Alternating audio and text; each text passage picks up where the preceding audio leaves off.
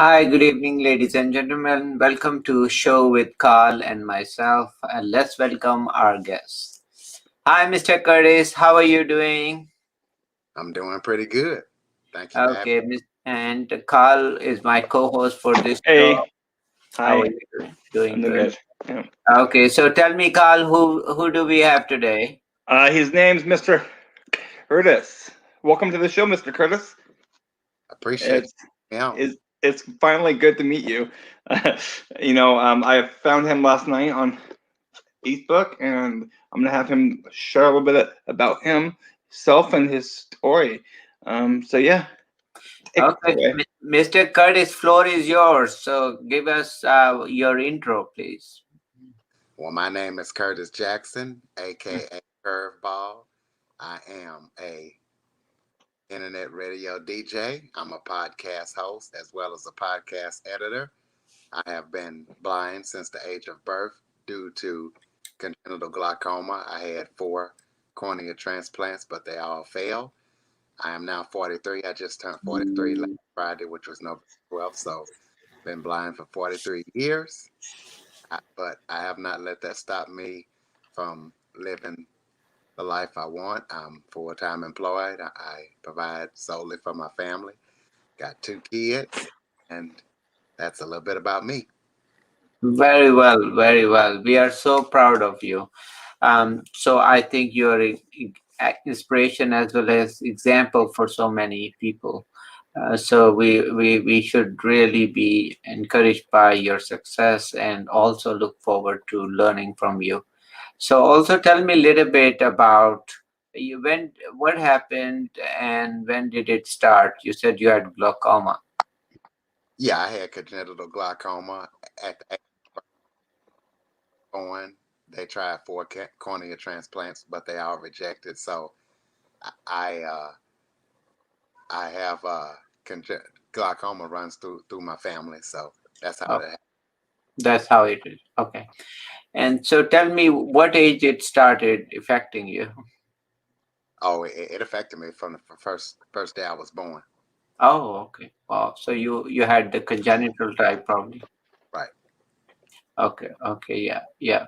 So so you had no recollection of any kind of uh, any light or anything No. that you know. So so when they tried the cornea transplant, that was years back, or was that last recent one? Oh, this was sometime around when I was born. Okay. Oh, okay. Yeah, I'm sure at that time the cornea transplant was must be in its infancy, right? Probably so. Yeah. Nowadays, cornea transplant is kind of very common and probably very successful. So, tell me about your passion. You mentioned something about you do a lot of podcasting, right? Yeah, I am the host of the Living the Dream with Curveball podcast. It's a show where I am guests that teach, motivate, and inspire. So if anybody has a story that can teach, motivate, or inspire, I have them on. I've interviewed anybody from singers to authors to pastors to I've even interviewed a Playboy playmate from the year 1990. So I interview all kind of people. Oh, very nice, very nice. So, tell me about how did you develop a taste or being fond of podcasting? Well, basically, I went to broadcasting school last year, the Academy of Radio and TV Broadcasting out of Huntington Beach, California. I graduated with academic excellence, Very, and, very good. Yeah. and out of that, I started internet radio shows, and I was an author named Ken Brandt. He's in Australia right now, but he's from the East Coast, New York, I believe. He saw that I was doing a show and wanted me to interview him because his new book was coming out last year called Positive Vision. And I told him, well, I only do music shows, but we can have a conversation. And during our conversation, he encouraged me to start the Living the Dream with Curveball podcast, which I started, launched last year, September 7th, 2020. Okay, very nice, very nice. Tell me a little bit about about you did with Excellence Broadcasting. So, did you really like music, or was that the inspiration that you went into broadcast, or was the other way around? I like music. I like all kind of music. I am a hip hop artist, and but the reason why I went to broadcasting school is because the station that I work for, Blind Cafe Radio, that they thought I had a good voice, and they kept encouraging me to get on their new radio station. And I said, well, if I get on the radio, I don't want to be just someone on there. I want to know the ins and outs.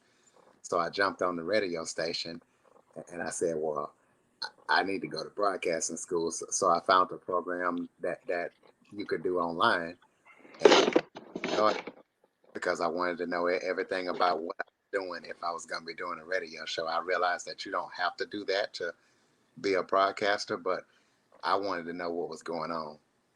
Okay.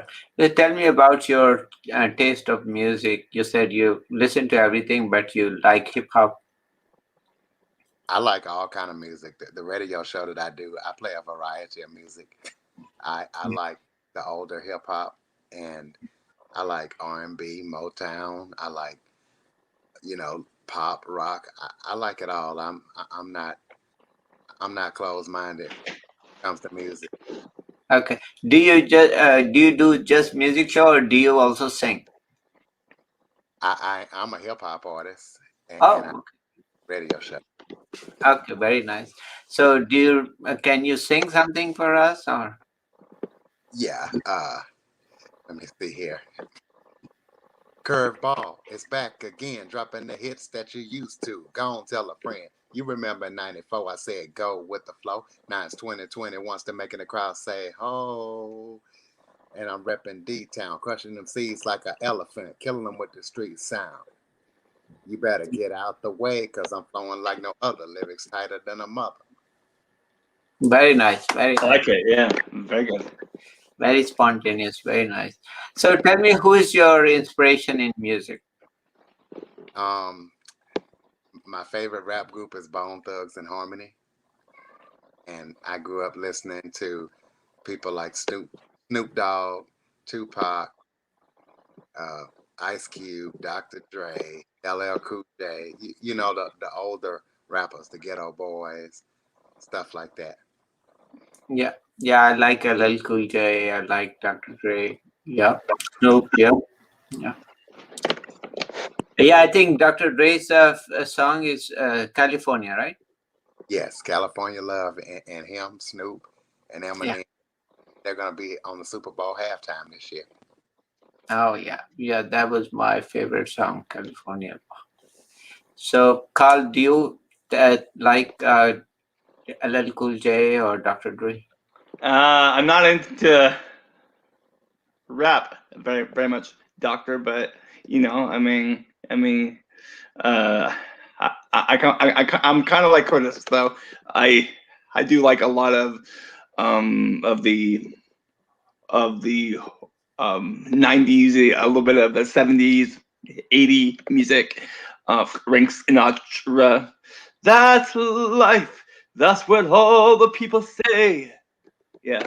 So, Not um, yeah. And Curtis, do you like also these religious musicians? Or? yes, I like gospel music. I am a Christian. Oh, yeah. Like gospel music, CC Winings, Mary Mary, stuff like that. So I have a question, Curtis. If I message you after the show and I sent you some of my songs, because I record a lot. And if I sent you some of your stuff and a bio, would you be willing to have me on your show so we could promote the Yep, show? Okay. absolutely. Okay. Yeah. Okay, well then I'm gonna call Curtis myself too. Curtis, I have my two sons, so you better help me too. So I'm sure you like that. Actually, I did once. First song was "Unsung Heroes" to honor the healthcare providers for COVID, Oh, and then the second was "Cicadas X Love." Actually, my third song I wrote. I write songs mostly and compose music and so forth, but I don't sing, actual sing. So, and the third one is actually for our love. It is like a romantic song. Okay. Hey, doctor, I think you and I need to collaborate or something. Yeah, we're gonna do one good, and we're gonna have Curtis too. Because, Yeah, uh, yeah. I really want to write one rap song. So because that is where is really nice kind of different taste to it. So Curtis, you need to help us with the rap song.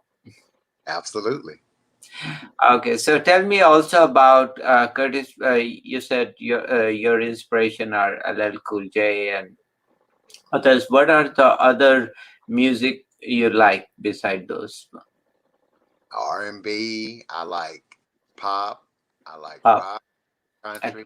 I mean, I okay. like all. Okay, so tell me also, personally, I am very much influenced by 80s and 90s music. So, I always find a lot of creativity in those era. So, which era did you like most? The 80s. 80s, yeah. Yeah. So, I think there were a lot of, for some reason, I mean, sure, before that, also in 70s, and I mean, there were great singers too, but for some reason, 80s there was so much variety, right, Carl? What do you think? Yes. Yeah, no, I definitely agree. That's where the root and soul of my music is from the 70s and also that era, the 80s as well. Um, it it was a whole different all game back in the day, but I mean the 70s and 80s were the starting point to what we have now. So Yeah.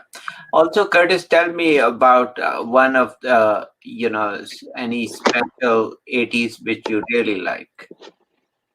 Uh, I like George Michael, Oh yes. Anita Baker. Mariah Carey, are you a big fan of Mariah? Yeah, but Mariah Carey started in the 90s. I Yeah, love yeah. that. She was a baby in 80s. Okay. Yeah, yeah, 90s. Yeah, George Michael is really good, and I think when his band was there, remember before George Michael was, Man, yeah, Last Christmas. Yeah, remember that song? yeah. Carl, do you remember that Last Christmas I song? do. I do. So I'd say, yeah, that was unbelievable song. So Last Christmas, I gave you my heart to the very first one. You gave it away. Yeah, yeah. I remember that. I don't know the exact words to that, but yeah, I think we are a little bit off on words, right, Curtis? He's Ah, that was right. I say he probably was little off on the words, but overall it was Ah, he was good. That was right. yeah. yeah, perfect. Okay, so also tell me, Curtis, how do you relax yourself beside music? Well, I like to help people. I teach computers. I was an assistive technology specialist for 10 years. So I like sports. I like to listen to a lot of sports on Sirius XM and different things like that. I like to chill. I also like to smoke meat. I got a expensive smoker. I'm getting ready to put a turkey on for Thanksgiving here. So yeah, I Okay, like to so smoke. so so you do like a lot of computer stuff? Yeah, Okay, very good. So do you like programming, or you just try to fix things? yeah, I fix it. I, Hmm. Curtis, we lost you a little bit. I fix it and I teach it. Okay, very nice, very nice. So, how did you develop taste more for computers?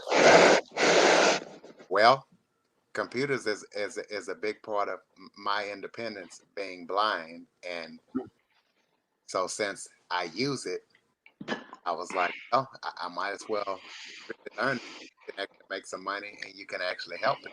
So since I use computer to navigate the world and Hmm. it played a big part in my independence. You Hmm. know, So are you able to like publish like applications? Do you know anything about publishing apps? no, I don't. I'm not a programmer. I wish I was. Okay. Yeah.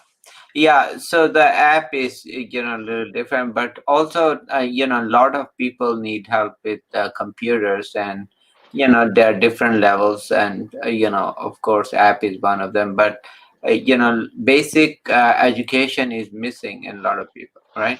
Oh. Yep. So Curtis, also tell me a little bit about, you said you have taste for sports too. Yeah, I like basketball, baseball, football. I check out some golf. I pretty much like it all. Okay, very good. Uh, Do you do shows on sports, or you just like to just listen? I just like to listen. Okay. And you mentioned a little bit also about you watch some other shows too on Sirius XM or satellite radio, right? Yeah, Sirius XM. I listen to sports. I really don't check out too much TV. If I do, I'll check Mm-hmm. out Investigation Discovery. I love those type of shows. Mm-hmm. Okay. So do you find those more entertaining than TV? I do, but every now and then I might try to catch an audio described movie or something. But I'm really not into TV like that. Mm-hmm. And now I think a lot of people now don't watch TV as much. I mean, they're more into YouTube or Facebook or those. And are you into social media, Curtis? Yeah, I mostly use it for promoting my radio shows and my podcasts and getting the information that I want. Hmm. So tell me about, you said you went through broadcast school. So some of the things you would like to share for us. I mean, we are also in broadcast, but I'm starting, I would like to kind of get some tips from you. So what are some of things you would like to advise us? Well, I would say that since iHeartMedia bought up a whole lot of the radio stations, radio is not what it used to be. Mm-hmm. Sometimes you think somebody is local in your area broadcasting, but they're not. They might not even actually be in the studio. A lot of big markets, your voice tracking, you're not on live. So if you want to get on do a live show, you might want to be looking for a smaller market. I think Los Angeles and New York are the top two markets in the country in the United States.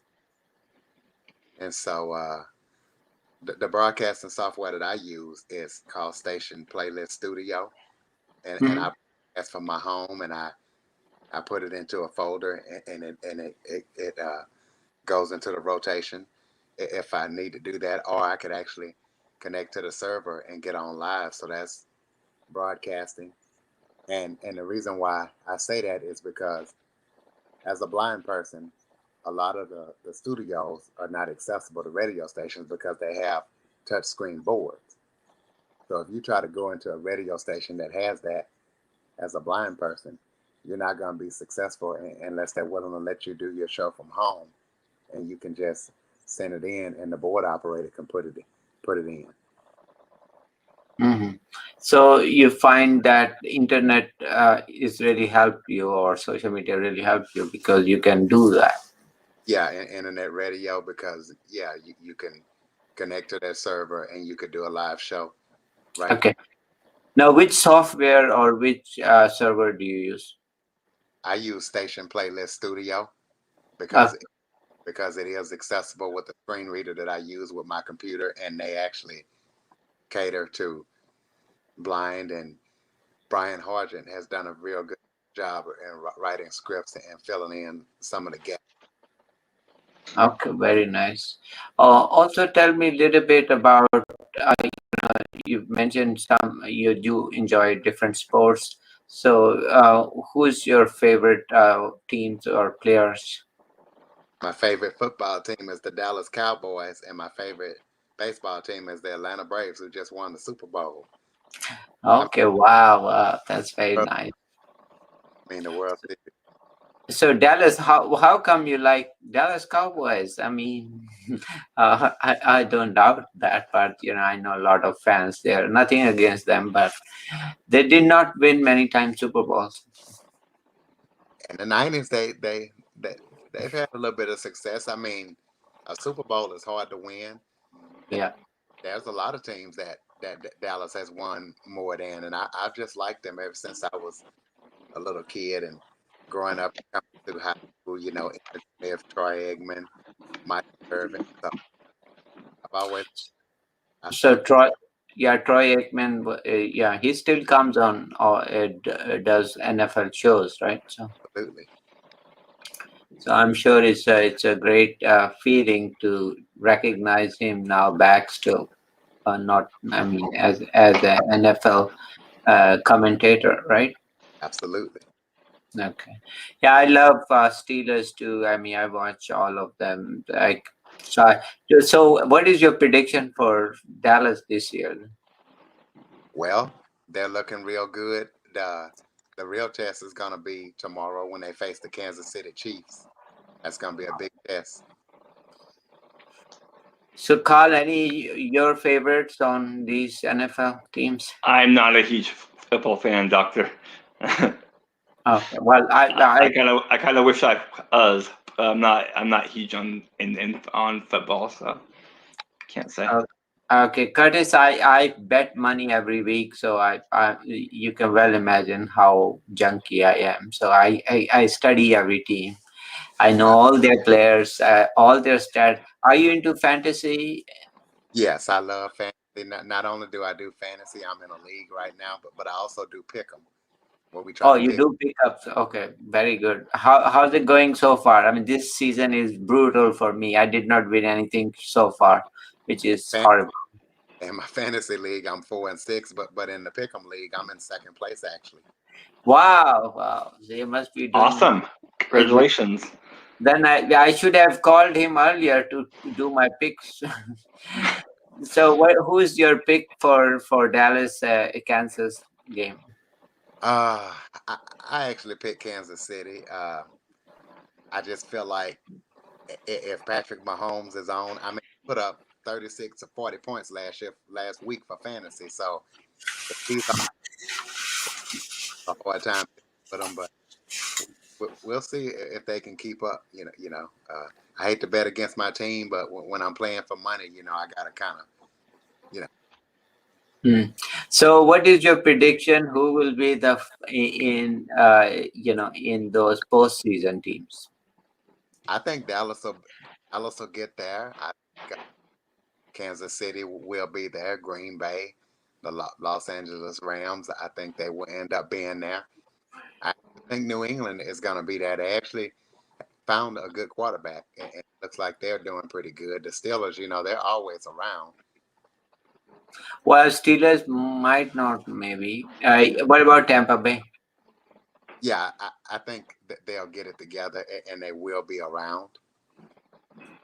So you think? So it is going to. What about Kansas? You think that will disappear? Yeah, I think Kansas City will be in there. Kansas City. Yeah. So Kansas. Yeah, I think most these teams remain same. I mean, very few surprises over the years. I think you're absolutely right. But one for sure. So how is the COVID? Has it affected your work or in any No, way? it didn't affect my work because I work at a base supply center on a military base, and so we had to stay open. So Mm-hmm. it did not affect us at all. Yeah. And that is great. So I'm sure you were still working and still doing your shows and everything, right? Yep. Okay. Did you find a lot of difference around you because of COVID? Yeah, different rules and people, doing things different. But I just did things, pretty much as normal as possible because I feel like God is not going to have me on this earth no less or no longer than He wants me to. I mean, I don't do stuff reckless anyway. I don't really go out and be in a lot of crowds. I really don't like crowded places because it's hard to hear, and I like to know what's going on. But other than that, I just prayed about it and did what I needed to do. And so far, I've been blessed. I haven't even had to go to any doctor for any kind of illness or anything since March of 2019. And that was not a major illness either, I assume, right? Yeah, it was for strep throat. So Okay, so wasn't good. So also tell me, what are your predictions about music? Do you think music will evolve more over the years, more of rap, or is it gonna be more mixed, or what do you see that in next 3 years, 5? I would say that music is going to continue to evolve as new artists come in and as they put new different styles out. Because a lot of artists that I've interviewed on my show, they don't actually like to be categorized, but I guess they have to be categorized in order to put their stuff out. But they say, hey, just let us do our thing. I'm pop rock. I can do it all. So I just want to be able to do it all. I don't want to be put into a box saying, oh, I'm just a pop singer or I'm a rock singer. So I Mm, feel as these artists come out and they mix their stuff and they just do their thing, it's going to become more innovative and creative. mm. And that's absolutely right. Like we have so many channels, we have 400-500 channels now. And so the music is also going to have so many categories, so many varieties, and so many different shades, which we never ever thought, right? That's right. Okay, so tell me also about, I think my opinion is those billboards and Grammys, all they have to kind of reinvent themselves because they are, I think, a little older for our current generation or something. Yeah, I mean, as more varieties come out, I don't know if they're gonna change the category or are they just gonna pick one and put them in it. But Mm, I really don't too much worry about the category. What I worry about is listening to the words of what the person is saying or singing or have written and listening to the music. And if it's good, it doesn't matter to me what category it is. Really like the group Imagine Dragons. They're singers, but the way they sing it is almost like they are rapping in a couple of their songs. mm. Also, tell me what will happen to the music as an industry for, from the money point of view. In the past, we had like those artists sold so many CDs or things like, and they made money and platinum and gold and so forth. Now those are gone. So with all those internet radio and everything, it's hard to guess or get an idea about the money, because you can have unlimited song download or things like that. So where do you see that in terms of our reimbursements? Well, some artists that I've heard being interviewed that less because now it's streaming, so you're not getting that much, and they're probably not getting that much, especially when you're paying for a subscription of Apple. So the streaming companies are probably getting more, and I think the artists might be making pretty good off shows and performances and stuff like that. But yeah, unless the CDs and stuff come back, it'll be streaming and they'll get some money, but probably not as much as they were when they were actually physical CDs. That is true. So the CD concept is gone because now any artist can put on iTunes, and you can But have. Mhm. even though the CD concept is gone, I do think it's a lot easier for people to push their own stuff out there because you can get a YouTube channel, you can put your stuff on there, you can get on Apple Music, you can do all this stuff that you couldn't do back in the 90s and stuff. So I was going to ask you, so as an artist, I'm just I've been trying to find a way to, because I'm a cover artist. I do songs that are sung by other singers. And so how do you legally put out songs that are cover songs? I don't have that answer. Okay, well, the only thing I will say, I'm that's I'll attorney. yeah, you cannot. I mean, it's hard to make money on YouTube or so if you're singing somebody's song. Yeah. That's why I don't sing other song. All my music and everything is mine. Is like there is. I don't have any. I never sing somebody's song. So that's why you can make some money from it for every time it gets played, but not a lot of money. But of course, better than nothing.